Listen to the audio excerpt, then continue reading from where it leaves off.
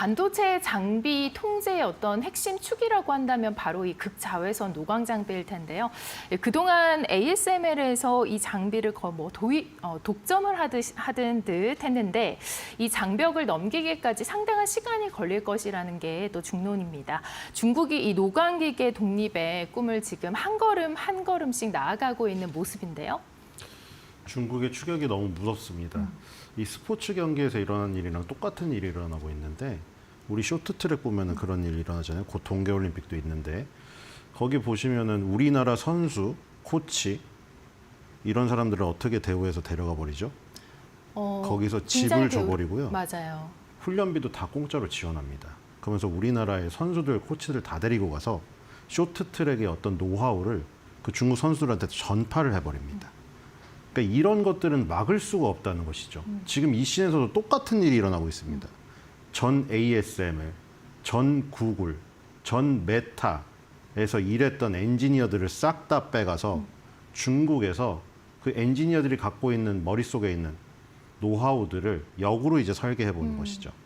아니면은 불법적으로 빼가는 경우도 많이 발생돼서 우리나라도 뉴스에 가끔 나오잖아요. 삼성전자, SK하이닉스 같은 경우도. 그런 것들이 상당히 지금 무섭다는 생각이 들고요. 그러면은 저 인력 갖고 하는 행동들은 지금 미국 정부에서 막는 것으로 막을 수가 없습니다. 지금 네덜란드 정보기관에서도 이 부분을 막을 수가 없답니다. 왜냐하면 해외로 나간 경우에는 전 ASML 그 임직원들의 행적을 추적하는 것이 불가능하다고 합니다. 그래서 이 한 번 중국으로 인력을 빼가 버리면 네덜란드 정보부에서도 어떤 손을 쓸 수가 없는 이런 상황이라고 합니다. 그러니까 저런 빈틈이 있다는 것이고, 그리고 지금 노광, 식각, 증착 이렇게 반도체 3대 공정이라고 하잖아요. 우리가 반도체 칩을 만드는 공정은 조각품을 만드는 과정이랑 비슷해요. 그쵸. 뭐 식각 같은 경우 깎는 거고, 노광이라는 것도 빛을 쏴가지고 뭐 글씨를 세로를 새기는 것이고, 증착은 입히는 건데 그런 것을 계속해서 반복합니다. 그래서 깎고 입히고 다시 메꾸고 이런 과정을 계속 거쳐서 예쁜 칩을 만드는 과정인데, 거기서 노광은 이제 리소그래피라고 빗으로 이제 회로를 새기는 것이죠. 그때 제가 예를 들었잖아요. 펜을 길게 잡고 쓰는 것이 심자외선 DUV고 펜을 짧게 잡고 쓰는 것이 극자외선이라고 했잖아요. 짧게 잡고 쓰면 예쁘게 쓸 수 있잖아요. 아무리 명피를 데려다 놓고 하더라도 그런 핸디캡을 줘버리잖아요. 길게 잡고 써보라고? 그럼 못 쓰겠죠. 오늘은 뭐 크리스마스를 이제 앞두고 있으니까 다른 예를 들어볼까요? 케이크를 만드는데 이제 레터링 서비스를 하지 않습니까? 특별한 경우에는 이제 뭐 자신의 연인이라든가 부모님 이름을 새길 겁니다. 거기서 이제 짤 해보신 적 있으신가요? 네, 해본 적 있습니다. 뭐 케이크 만들기 좀 하잖아요. 우리 가서 어디 연인들끼리도 만들고. 근데 예를 들어서 아무리 파티샤가 훌륭하다고 하더라도 너는 이번에 짤을 위에 잡고 짤을 짜봐. 그럼 그거 똑바로 써지겠어요? 근데 짤을 작게 잡고 그 앞에 짧게 잡고 앞에서 쓰면은 정교하게 새길 수가 있겠죠. 미국이 그동안 그걸 막았던 거잖아요. 짤을 뒷부분을 작게 쓰고 하고 볼펜을 끄트머리를 잡고 글씨를 쓰게 만들었던 것이잖아요. 그래서 이제 그게 열받으니까 중국이 그냥 인력을 다 빼간 다음에 그걸 자신들이 만들어버리고 있는 겁니다. 지금 이거. 이렇게 되면 어떻게 되느냐, 더욱더 정교한 회로 설계가 가능한 것이죠. 물론 아까 전에 제가 짤이랑 볼펜으로 그 비유를 들었지만 실제로는 빗을 쏘는 거거든요. 우리가 예를 들어 회로가 그려진 이 판이 있다고 하면은 빗으로 쏴서 그거를 투과를 시켜서 새기는 것이거든요.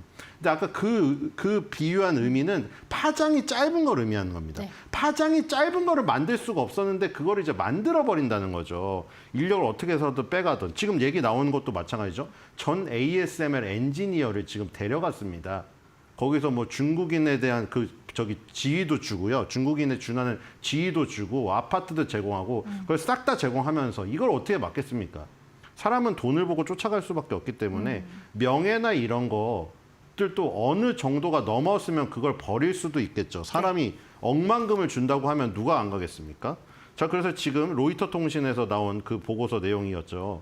극자외선 리소그래피, 노광이죠. 프로토타입 기계를 제작을 했다. 물론 아직 프로토타입입니다. 실제 이게 실행에 들어가서 회로를 그어가지고 칩을 완성품을 내놓지는 않았는데 어쨌든 지금 실험 모델이 지금 나왔는데 선전 실험실에서 그래서 지금 이게 미국이 오랫동안 차단하려고 엄청 노력을 기울였었고 바이든 때부터 그랬고 그리고 이 회사가 미국 회사가 아니지 않습니까? 그래서 네덜란드는 미국 말을 들을 필요가 없어요.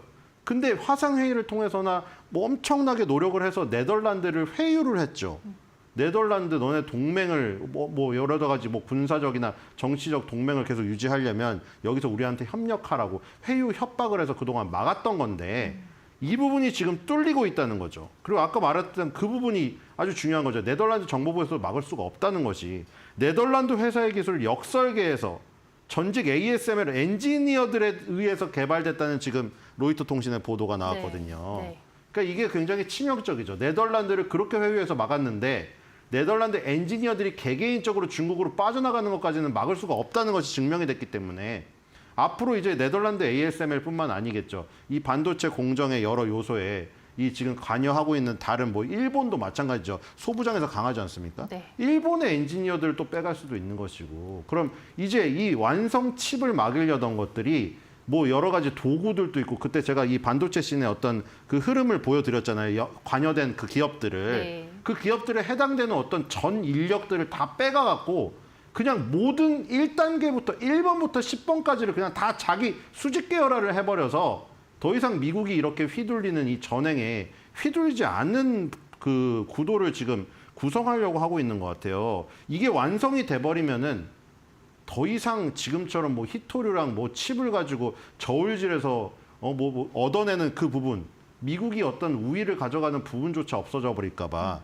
굉장히 두려운 지금 상황입니다. 네. 뭐 물론 프로토타입이긴 합니다만 최근 이제 중국 기업들의 어떻게 보면 기술 독립에 박차를 가는 그런 움직임이 아주 여실히 포착이 되고 있습니다. 불과 사실 뭐 ASML과 같은 경우는 ASML 최고 경영자가 뭐 중국이 따라오려면 아직 뭐 아주 오래 걸린다라고 최근 발언을 내놓기도 했는데 그런 것과 좀 비교했을 때 이 화건과는 달리 속도가 굉장히 빠른 것 같습니다. 네, 그 ASML CEO가 말을 했죠. 크리스토프 푸케 CEO가 지금 중국이 기술 개발하는데 아주 많은 시간이 필요할 것이라고 4월 달에 말을 했는데 지금 아주 많은 시간이 필요하다고 했는데 지금 8개월 만에 지금 이 프로토타입이 나와버렸거든요. 그러니까 ASML CEO가 많은 시간이라고 표현한 게 8개월은 아닐 것 같거든요.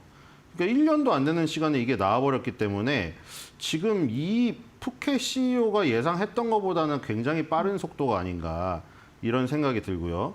그래서 지금 로이터 통신에서는 그래도 이게 프로토타입이기 때문에 아직 칩 생산을 공식적으로 해서 나오는 것은 지금 당장 어렵고 뭐 2030년 정도 되면은 나올 수도 있다. 뭐 이렇게 얘기를 하고 있는 것 같아요. 그리고 지금 보니까 2차 시장에서 조달된 구형 ASML의 기계 부품 때문에 가능했다는 얘기도 있어요. 그러니까 지금 온갖 것을 다 하고 있는 겁니다. 인력 빼가고 그 2차 시장에서 재활용되는 것들을 사서 우리나라에도 지금 재활용해서 파는 업체들 지금 상장되어 있잖아요. 그것들을 이제 막 중국에서 사가는데 그 사가서 분석하는 거예요. 이게 2차 시장이 어떤 의미인가요? 재활용 시장이죠.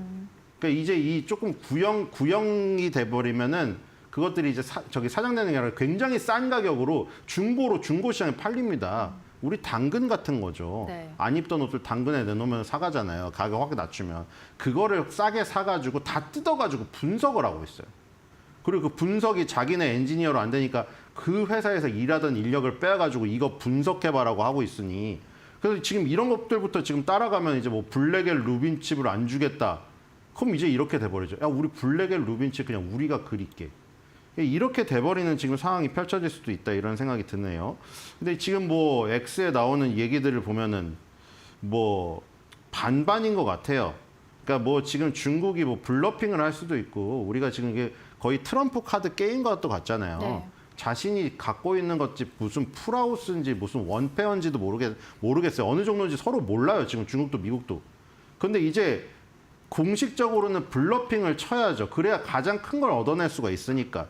미국도 히토류가 얼마나 자체 생산이 뭐 가능한지도 모르겠어요. 정제 부분에서 워낙에 약하고.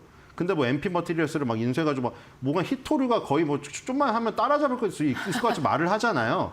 근데 뭐 얘기 나오는 건 10년, 20년 걸린다는데 뭐 그렇다고 뭐 야 우리 30년 걸려서 히토리 너네 못 따라가 이럴 수가 없잖아요. 네. 그러니까 서로 제가 보기에는 뭐 원페어는 아닐지언정 투페어 정도 가지고 막 엄청 막 포카 가진 것처럼 하고 있는 거예요. 지금 다들 보니까. 근데 지금 X에 나온 얘기를 보니까 뭐 이런 얘기도 있어요. 단지 소스를 훔친 것뿐이다. They stole the source라고 해놨네요. 그리고 리소그래피라는 단어도 나오죠. 이게 노광이거든요. 네. 그래서 이게 단지 소스를 지금 훔쳐서 프로토타입을 만든 것뿐이지 프로토타입을 만들고 이제 양산을 통해 가지고 이게 진짜로 그 저기 효율이 나오는 제품이 나오는 거는 딴 얘기다 뭐 이런 얘기를 한 사람도 있고요.